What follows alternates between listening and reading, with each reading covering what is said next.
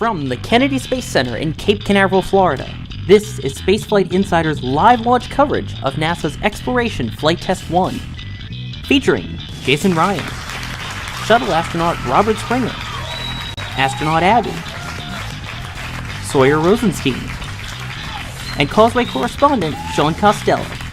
We now go live to the Kennedy Space Center press site for Spaceflight Insider's coverage of EFT-1.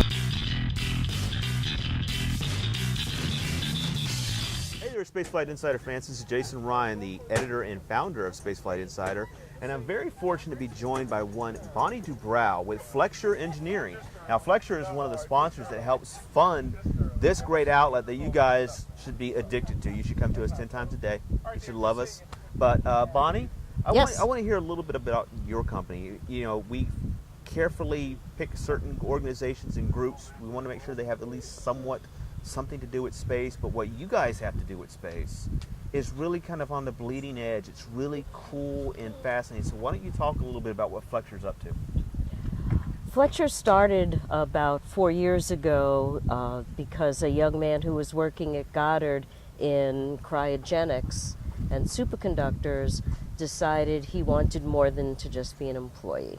And he hired Russell Cox, who's the current president, CEO, to coach him and then step in as CEO. And so we've been doing research. They were working on the James Webb Telescope. We got 2 SBIR grants and advanced some of that technology. And then Dr. Pamela Clark, who's also up at Goddard, right, is quite the champion of the small satellite CubeSat technology. So now that Greg's moved on in his career, we've shifted our focus to the small satellite venue as well as communications and, you know, the future of cloud technology on the moon. How are we going to communicate on the moon, from the moon, using today's technology? Because, as you know, the technology we use to put a man on the moon, our smartphones are more powerful. Yep. So the engineering and the technology that's going to go into that, it's still happening. It's new. It's not reuse that old stuff. I'd like to ask you about something like that for a second. You know, what you were alluding to was basically, I understand that a pocket calculator had more computing power when we use calculators. This might be old technology, right, even for you guys right now. But a long story short, the pocket calculator essentially had more computing power than the computer that was on the lunar module that landed on the moon. Now, are you finding, maybe you can talk a bit about this, are you finding that you kind of have to use the advanced technology that we have today and kind of like learning to integrate it into the types of purposes and roles that you guys want it to do? Or is it very easy just to kind of customize it? How is that working? Good question. There are technologies that we're using on the Earth, in the Earth's atmosphere, that we know we want to put in Earth orbit and then cislunar space between here and the moon and beyond. Even though, for example, the small satellite, the CubeSat's 4 by 4 by 4 inches, 10 centimeters cube, right, even though that shape is going to be what we send to the moon as a lunar cube, the engineering, the technology, the science that we're going to do using them in those environments has to be new engineering. We haven't been there. Mm-hmm. So we're extrapolating, we're researching. That's what a lot of the labs here at Kennedy are doing. You know, we talked about SwampWorks. Right. They're going, okay, we have batteries here. We have batteries that can go a bit colder, but the moon goes down to, you know, in the craters, it can get to 10, 20, 40 degrees Kelvin. And absolute zero, minus 270 degrees, that's colder. That's a lot colder, not a little colder. Right. And so we know we need batteries. We know we need landers. We know we need rovers. We know what we need. Now we need the brilliance of our generation all the way down to the kids that are going to step in and take over and carry this forward, to be thinking outside the box.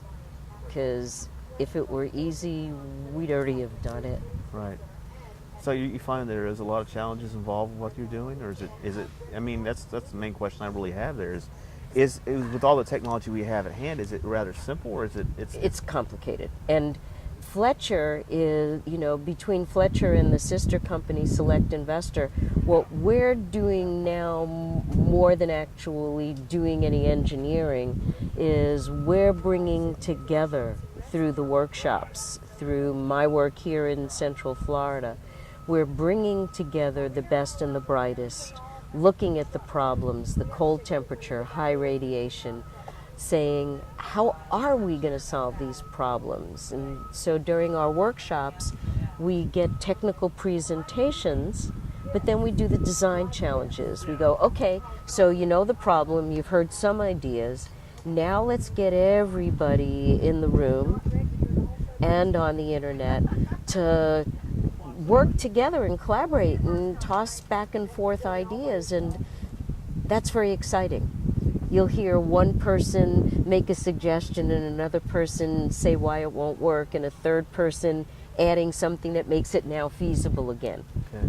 So it's very much a mashup of what we know and then stepping out and getting it done. And it's not a short cycle. It's probably not a straight path either. It's probably a very winding road. Yeah, yeah. Well, let me ask you this. We're here today and we're getting ready for the first flight of Orion. Do you see a lot of synergy between what you guys are doing in the future of space flight, the crewed exploration of the solar system, and what Flexure is working on? Sure. The reason is that the small satellites, anything we do now is in preparation for manned flight. The data that we're gathering, how cold is it in a crater, the batteries that we need, everything that we're doing is to advance the technology that leads to supporting your manned missions. If we don't solve these problems for a CubeSat, we can't send a man or a woman. Correct. So the thing that I'm excited about, that I'm seeing people embrace more and more, is take baby steps. It may be 3 years, 5 years, 10 years before we have a man on the moon or on Mars, whatever. But on our way there, we've got this instrument, we have this insulation, we have this battery. And just because it qualifies on Earth in a lab, just because it works in aviation, doesn't mean we can now just put it on something going higher, further, and think it'll work.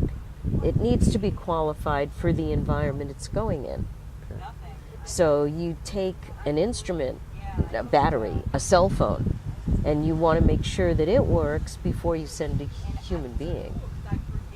So the stepping stones of what we're doing today directly lead to success for manned missions anywhere, and for the mining missions of the asteroids and the moon and beyond. So what do you think the future holds for Flexure and for your efforts with Cube and SmallSats? Very, very promising. We've formed a group here in Central Florida called the Central Florida Small Satellite Community. We've got the communities from the workshops, which cross all NASA centers. And go ahead. You guys have a conference coming up, don't you? Come April? We do. We have we do 2 big conferences a year. Right. We just finished the 4th International Workshop on Lunar Cubes in Sunnyvale, California, near Ames. Right. And that was focused on the small satellite technology. Here in Cocoa Beach, April 14 to 17 of 2015, the letters are LSA, and I'll go backwards in a minute. This year, LSA stands for Lunar Surface Applications. Okay. It's the 5th International Workshop with the letters LSA. The moon is the perfect test bed for anything we're going to need, whether it's on an asteroid, Mars, or beyond. It's very cold. The atmosphere is so thin, we know we get intense radiation. If we've got Eventually, those of us that are grassroots seeing what the technology is, see that we want to set up station on the moon, because now that we know that there's icy volatiles on the poles, we can turn that into fuel, oxygen, water, and so get people to the moon using 3D printing, print what we need on the moon rather than having to build these heavies in order to lift this. You know, that's one of the things a lot of people had problems with at the end of Constellation, because it was Moon, Mars, and beyond, and it's like, if you build it on Earth, you've got to deal with full G. Right. If you build it on the Moon, you have titanium, you have water, you have everything you need to build. I mean, you talk about baby steps, but if you go to the Moon and you build the infrastructure, inflatable, let's say factories there, or some types of factory or infrastructure on the Moon, then you benefit from a 1/6 gravity. It makes everything lighter, everything less fuel you need, less everything. Right. But people are like, well, let's just skip the Moon entirely and go to Mars. I think a lot of people are like just looking at that like that is so not right. Does Flexure agree with that, or you guys think that maybe we should go to Mars first? I'm not an engineer or a scientist, so I'm hearing stories rather than knowing the technical side of things. Yep. When I listen to the stories, it makes so much sense. When I listen to the experts who are hands-on, to me it makes so much sense to go to the Moon first. Let's work out the kinks closer to home. Let's prove the technology. Let's set up a base on the Moon. How much closer is, right? Like you were saying, the water, the resources are titanium, there. water. I mean, everything you could put. And some people call it pixie dust or fairy dust. Is helium-3 is thick on the Moon, and from what we understand, it could be a fusion energy. I just don't understand why the United States has decided to bypass the Moon, and it's something that, even as a journalist, I've made sure my opinion has been clear that I think that is very narrow-minded and very silly. We're pioneers and explorers by nature.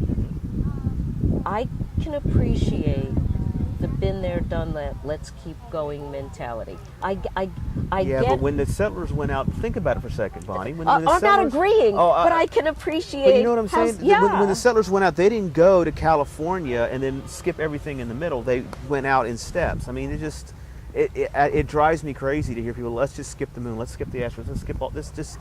I get it. We want to go to Mars, and that's great. But what do we want? Do we want a Apollo-S type thing where you go, you put your flag, yeah, we've been to Mars, okay, and then we'll do like the Moon, we never go back again? Or do you go to the Moon, you build an infrastructure there, and then you make it like a highway, an infrastructure, a road that you're building out?